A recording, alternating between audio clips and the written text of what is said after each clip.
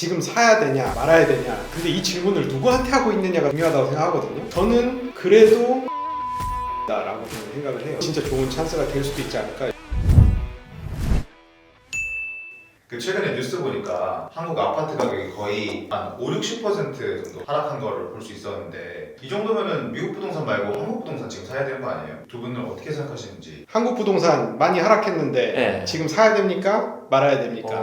이건 좀 온전히 개인적인 방향과 회사의 방향이 충분히 다를 수가 있지만 저는 지금은 사도 된다. 지금은 한 채쯤은 사야 한다. 왜냐면은 제가 저번 주에 집 한 채를 엑시스를 했습니다.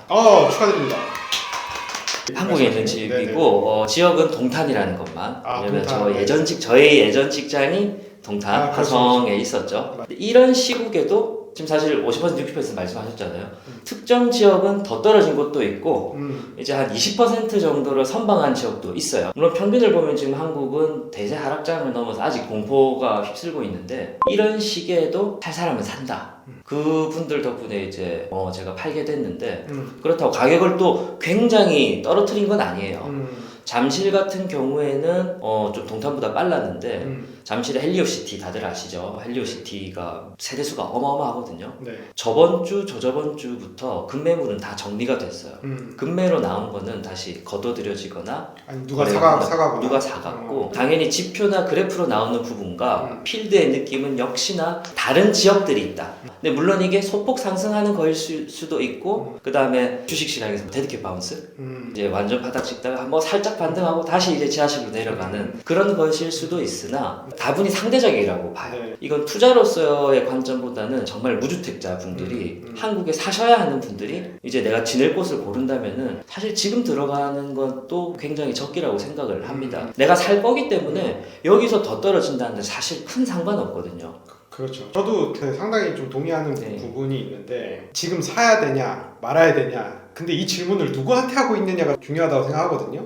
한국에 집이 없는 사람들, 내가 거주할 집이 없는 사람들한테는 저는 진짜 좋은 찬스가 될 수도 있지 않을까 이렇게 생각을 하고요.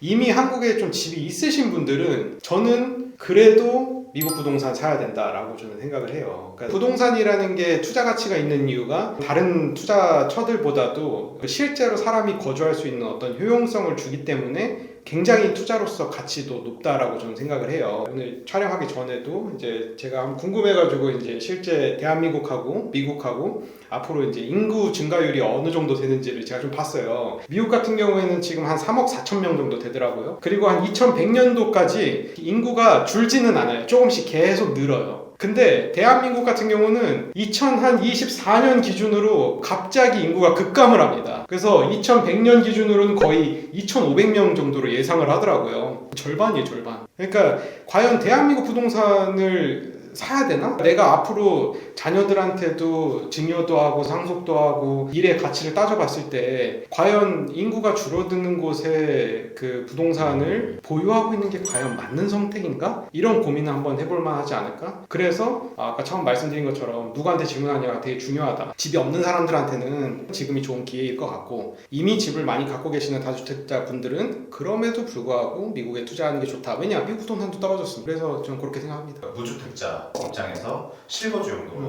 바라봤을 때는 지금 반값 할인 이벤트니까 구매하는 게 맞고, 그런 분들이 아니라면 떨어졌음에도 불구하고 길게 봤을 때 미국 부동산에서 구매하는 게 훨씬 더 낫다. 그렇죠. 라고 볼 수 있을까요? 이렇게 좀 볼 수도 있을 것 같아요. 한국, 미국 비교 이전에 제가 느꼈던 거는, 대한민국에서 부동산 투자를 한다는 거는 정부의 시장 개입이 너무 과하다. 이게 완화 방향으로 가건 규제 방향으로 가건, 한 3, 4년 전만 해도 똘똘한 한 채라는 전략으로 2주택, 3주택으로 넘어가거나, 근데 지금 다시 똘똘한 두 채의 이야기가 나오잖아요. 이게 더 풀리면 똘똘한 다주택자 아니면 똘똘한 전세, 어떻게 갈지 모르는데 규제건 완화건 정부의 개입이 너무 이제 적극적으로 마켓의 방향을 많이 이제 해친다. 저는 이렇게 보고 있어요. 최소한 미국은 그래도 시장 친화적이니까. 그리고 인구가 절반으로 준다니까요, 대한민국이. 2100년 UN 프로젝션에 의거하면 UN이 프로젝션 예상한 거예요, 예상치. 2050년이면 벌써 4천만 명으로 줄어요. 2100년